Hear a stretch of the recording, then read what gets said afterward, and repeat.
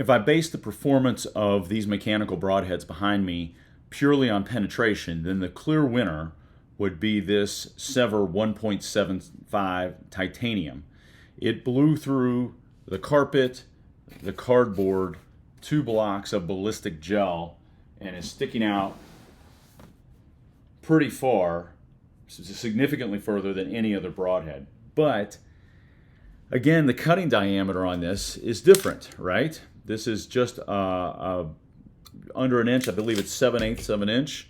And if I compare that to a Rage that was shot into that same ballistic gel, you can see there's a different cutting diameter. Or how would these compare to the Deadmeat or the Megameat or the Grim Reaper Whitetail Special that has 3 expanding blades? Those wound channels are quite different.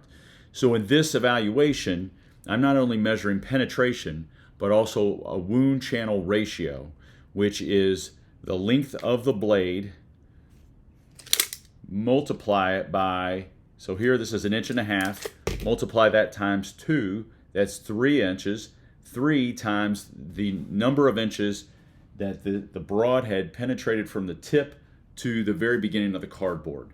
And what that does is it gives me a ratio to better evaluate the damage that each of these broadheads are doing.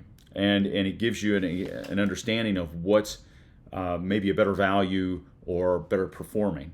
Now, if you want something that's purely penetrates and you want 2 holes in a deer and it doesn't matter how large the cut is or the number of blades, then you're getting a chance to learn about how each of these performed.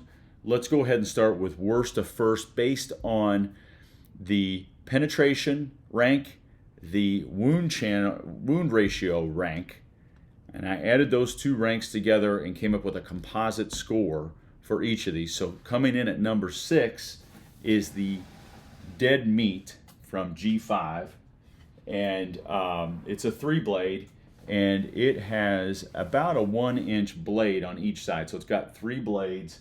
This is the broadhead here. You can see it fully expanded, which was great, and but it did not penetrate as well as some of the other broadheads, and therefore, even though it had a factor of 3, the wound ratio was actually rather low. It came in at 55.5.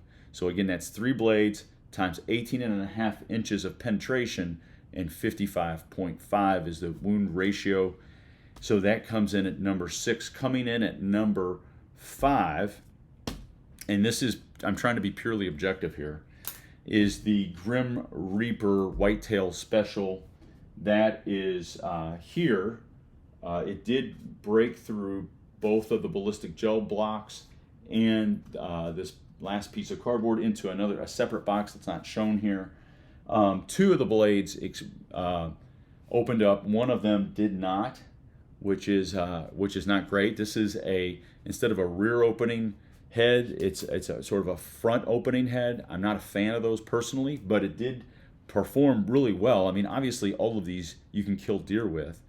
So the Grim Reaper had 22 inches of penetration, and you multiply that times 3 because you have 3 1-inch blades on each side. That's a wound ratio of 66, and so that brings it to that's why it came in at number 5. I would not be afraid to use any of these heads, including the Whitetail Special. Let's move on to number 4. Number 4 is the Sevr 2.0, which is right here. Now, it did not lock out. It did expand, but it did not fully lock out, and which is a ding. Now, I even looked at the wound channel. The wound channel was clearly open. It was clearly cutting, but that's a problem when you have these large blades. If they're not, are they really going to lock out and really create that cut that you want? So the penetration with the Sevr 2, Titanium 2, was 24.5 inches. You take that, and that comes out to be with the wound channel ratio. These were just 1 1/8 was my measurements on each blade, and that came out to 55.125 from a wound channel ratio, and that I gave it the rank of number 4 because of I did sort of ding it because of the fact that 2 blades didn't open up. But solid broadhead. I killed a buck last year with it. It did go through him, or went. It poked 2. It created 2 holes. It didn't go all the way through, but it did create 2 holes, and did its job. So coming in at number 3 is the Sevr 1.75, and this is where that wound ratio, channel ratio comes into play. Again, this came in from a penetration standpoint. It's 26.5 inches. It has, if you count the 2 blades, that's a 1.75 cut diameter. You multiply 28.5 times that, and it comes out to 46.375. So that wound channel ratio is much lower. In fact, it's the lowest of the class but that's when you get the penetration. So it's the tug of war between those 2 dynamics. But it's a really solid head, and I think that this is something that I'll probably use this year. Quite honestly, I like the idea that this could go through this high penetration, relatively wide cut, and made out of titaniums. At least the ferrule is, so it's a solid broadhead. Coming in at number 2 is the Rage, if you can believe that. Wow. The Rage broadhead, which is right here. It did fully engage. It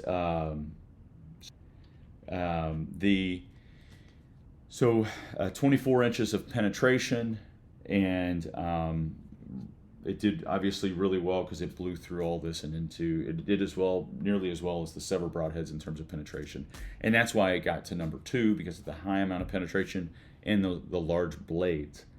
Coming in at number 1, and this I was really impressed with this head.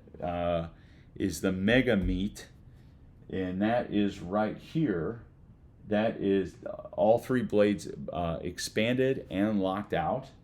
It did penetrate through all of the ballistic gel and the carpet and into the other box, and so the total penetration was 21 inches.